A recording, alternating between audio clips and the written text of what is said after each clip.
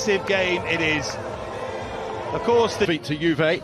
Hakan Çalhanoğlu suffered an ankle injury in that game and hasn't trained fully since, so Brahim Diaz replaces him in the starting lineup, although the Turkish international has been named on the bench. Notably, that comes at the expense of Karol Lanetti, who until tonight was the only Torino player to start every Serie A game this season. The Polish international given a breather on the bench. Currently closest to challenging Milan at the summit, Roma against Inter. He needs to return to winning ways to ensure they keep hold of top spot tomorrow. Opportunity. They start favourites against a Torino side who've been suffering.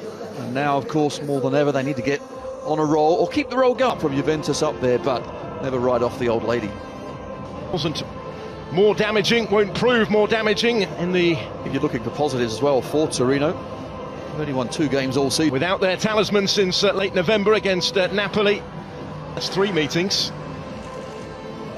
And they arrive back into the relegation zone ahead of kick-off. Premium della rottamazione con gli incentivi Citroën nuova C3 da 9.000 with Marco Guida on VAR duty so far for Stefano Pioli until Wednesday night, really.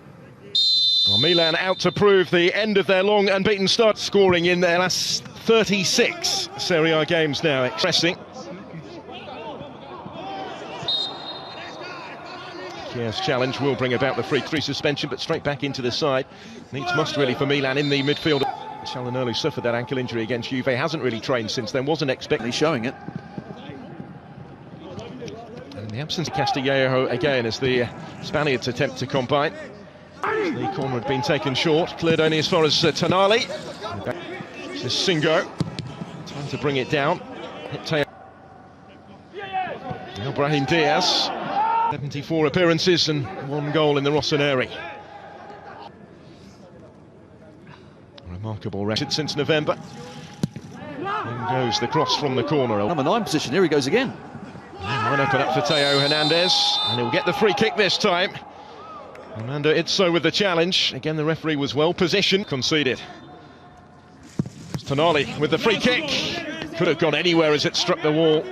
Belotti, it was reported they bid about 60 million euros for him over 3 years ago.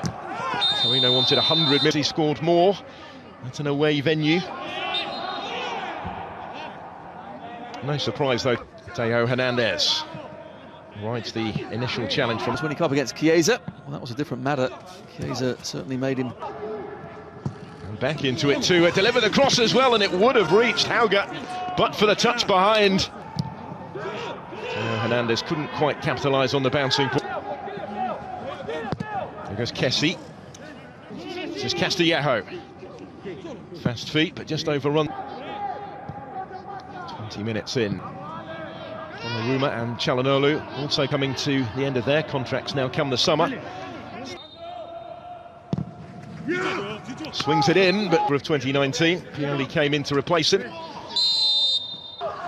Here come Milan through the middle. Rafael Leao is in, and there's the goal that the early dominance has surely deserved. Taken smartly by Rafael Leao. Inspired perhaps by the presence of the top scorer Zlatan back on the bench tonight, but he's been in fine form himself recently. 5th goal of the season, and just reward really for the Rossoneri's early dominance here. Well, they have deserved it. It's covered good ground here. He does have options either side, but it was overhit for House. Taking the touch, this is Goyak. It breaks for Singo to try and sling in the cross. Impressive play from Milan. Brahim Diaz did really well to trick his way into the penalty area, and questions asked of the referee. Diaz left to beat the ground in for a strike. You get a bit of the ball, but Diaz is the one. Let's see. He's taken some Sorcerer. It's curly. I think maybe is he too casual yet? He just strokes it into the bottom corner just about every time. Milan have been so on top. They certainly deserve to be ahead. Still struggling with that being a penalty, even with VAR and stopping it.